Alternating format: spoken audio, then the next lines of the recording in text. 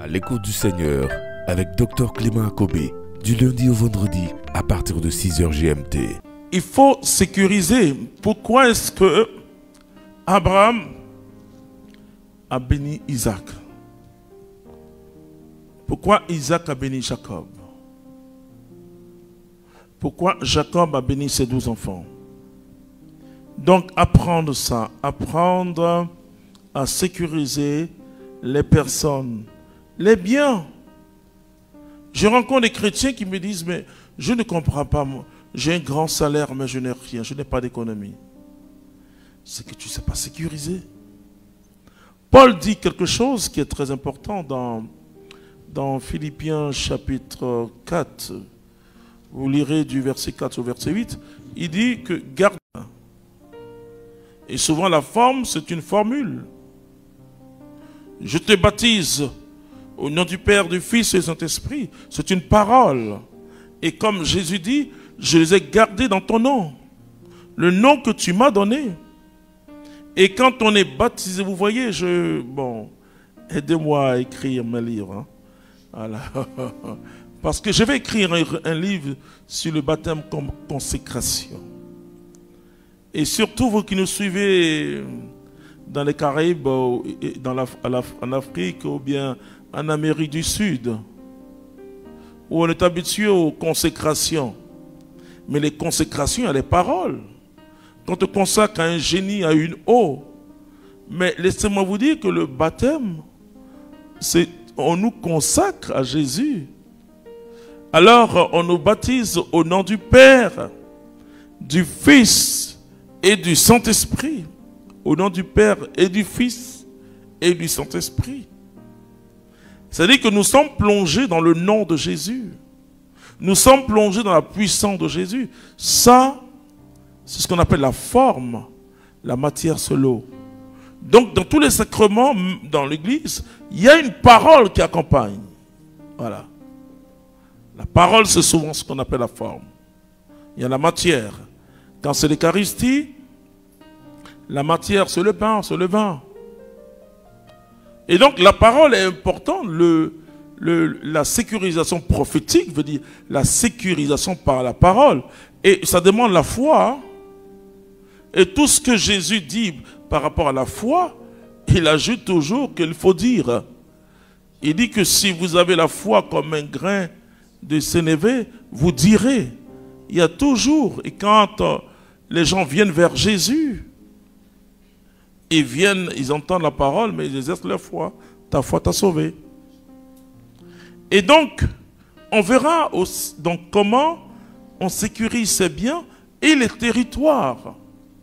Combien de personnes ils vivent quelque part? Oui, on a béni. Vraiment, je vous dis que dans l'église, ce qu'on appelle les sacramentaux, c'est différent des sacrements. Hein.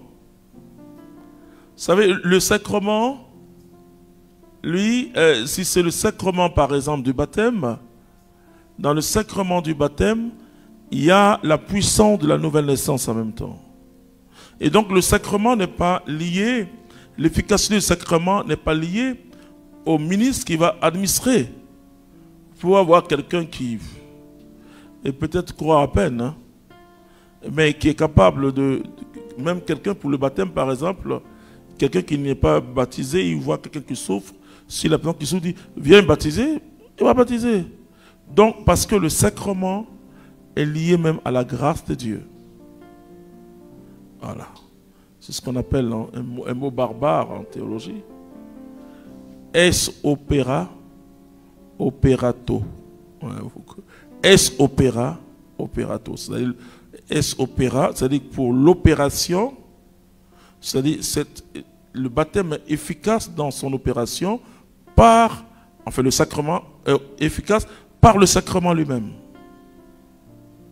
Maintenant, il y a aussi l'accueil de ce sacrement. C'est là où il y a un problème. Excusez-moi, c'est une parenthèse théologique. Il y a un problème théologique.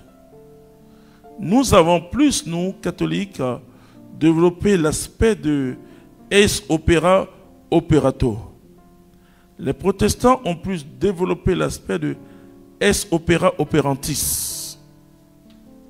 Voilà. Mais quand je dis en plus, cela ne veut pas dire que nous, on ne développe pas ça, puisque ça existe dans la théologie catholique. C'est-à-dire l'état du cœur de celui qui reçoit. C'est-à-dire le sacrement que tu reçois est valide. Mais les effets immédiats du sacrement vont dépendre de ta foi. Ah, de comment tu accueilles. Vous voyez, c'est pourquoi dans le sacrement des bébés, et qui est utile, oh là là, enfin, le baptême des enfants, c'est les parents qui s'engagent. Hein. Les parents engagent leur foi. Puisque l'enfant, bon, il ne peut pas s'exprimer. Pour dire que la parole dans le consentement, tu ne peux pas prendre l'Eucharistie comme ça, on dit, quand on dit le corps de Christ. Tu dois dire Amen. Si tu ne dis pas Amen, si tu ne prononces pas la parole Amen, si tu ne dis pas que tu es d'accord, on ne te donnera pas la communion. Ce n'est pas possible. Même au mourant, il doit faire un geste. On ne force pas un sacrement. Très important. Et les territoires, donc quand on vient, on a béni, c'est vrai. Mais le prêtre qui va bénir la maison, il aura un entretien avec vous. Et c'est pourquoi, avant de bénir les murs, il va vous bénir parce que vous êtes d'abord des pierres vivantes. Mais souvent, on se dit, non, c'est l'eau bénie de tel prêtre qui a une efficacité. Ça c'est, excusez-moi, c'est la magie. Et alors, on dit, non, l'eau que mon curé a bénie, là, c'est pas bien. Il faut un prêtre exorciste qui a à mon œil. Non, c'est pas comme ça se fait. D'ailleurs, le fait même de faire ça, hein, tu n'exerces plus ta foi. Et tu entends les mêmes bruits dans ta maison. Mais pendant que le prêtre est en train de bénir ta maison, tu dois parler. Tu dois parler aussi au mur. Parfois, j'ai affaire à des couples qui ont trop de problèmes dans l'une maison. Bon, en général, je leur dis, écoutez, changez les meubles, changez la couleur, recréer un environnement. Voilà. Un nouvel environnement, il se dit, bon d'accord, ok. Bon, il cherche. Bon, mais après, quand je vois que leur foi n'est pas assez forte, je les oblige jamais à déménager. C'est pas moi qui vais payer les cautions des maisons. Mais je leur dis, bon, peut-être qu'il faut envisager ça. Mais priez. Voilà. Et ils prient. Ils me disent, frère, oui, vraiment, on sent qu'on doit déménager. Et quand tu déménages, tout s'ouvre en eux. Parce qu'il y a des territoires. Tu ne sais pas sur quel territoire tu es. Vous voyez, quel territoire. La Bible parle du sol. La Bible parle, vous savez, la bénédiction est liée au sol. La Bible dit la parabole du semeur. Donc, ce n'est pas la semence qui est mauvaise. Mais pourquoi il ne porte pas de fruits? C'est parce que le sol n'est pas bon, le territoire n'est pas bon. Tu peux prier. Tu peux prier. Enfin, je ne vous demande pas de déménager. Hein? Bon. D'ailleurs, vous qui êtes en Europe, c'est cher. Hein? Donc, je ne vous demande pas, je vous demande pas l'autorité.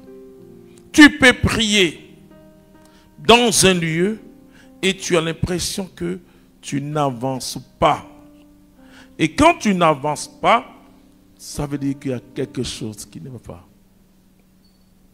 C'est vrai que généralement on dit, on va aller prendre un homme de Dieu pour prier. Bon, écoutez, bon, nous, on peut vous aider.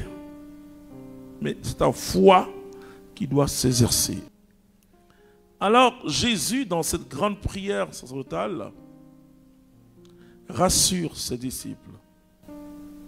Imaginez, les disciples sont là, et puis Jésus tend la main, il lève la main vers le ciel. Il lève la main, vous voyez, je vais lire les premiers versets. Jean 17 au verset 1. Ainsi parla Jésus. Il leva les yeux au ciel et dit, vous voyez, est-ce que ça ne vous étonne pas quelque chose? On dit, il parle. La prière à Dieu doit être un dialogue. Ce n'est pas les formules. Hein? Ça veut dire, Seigneur Dieu, s'il te plaît. à faire. Vous savez, il y a une personne qui vraiment traversait des difficultés. Et il y a de cela au moins 30 ans, on part au Saint-Sacrement. Je lui ai dit, bon, écoute, moi j'ai prié pour toi, bon, je suis un peu fatigué de prier pour toi, tu as parlé à Dieu. Allez, commence. S'il vous plaît, Seigneur, je dis, attends, vous vois ton père? Elle dit, non, bon, je m'excuse.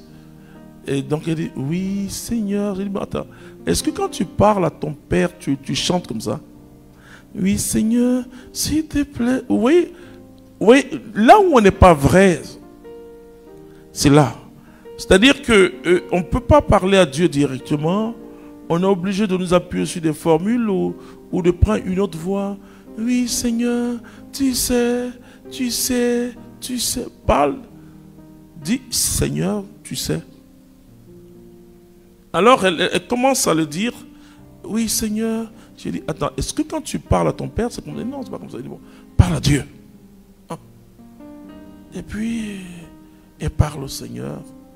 Alors, et puis après, j'ai dit, mais est-ce que tu as quelque chose à demander à Dieu? Elle est là, non.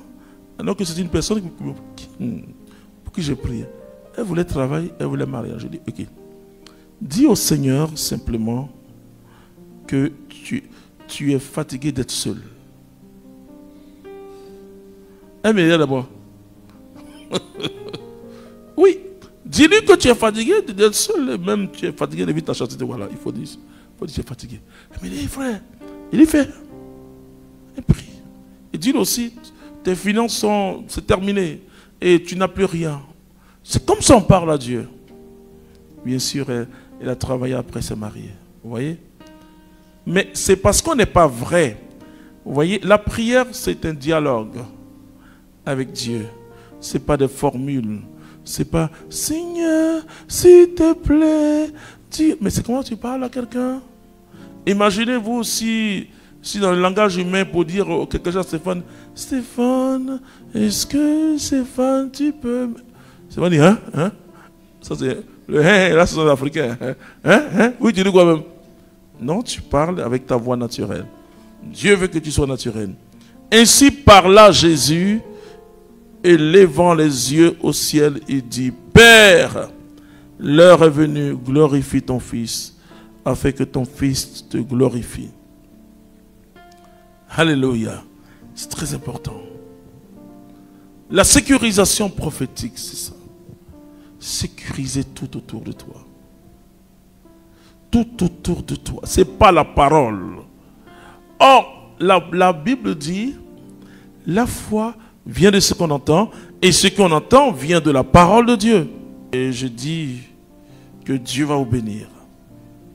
Quand vous commencez l'année avec des connaissances, vous grandissez. Que Dieu vous bénisse.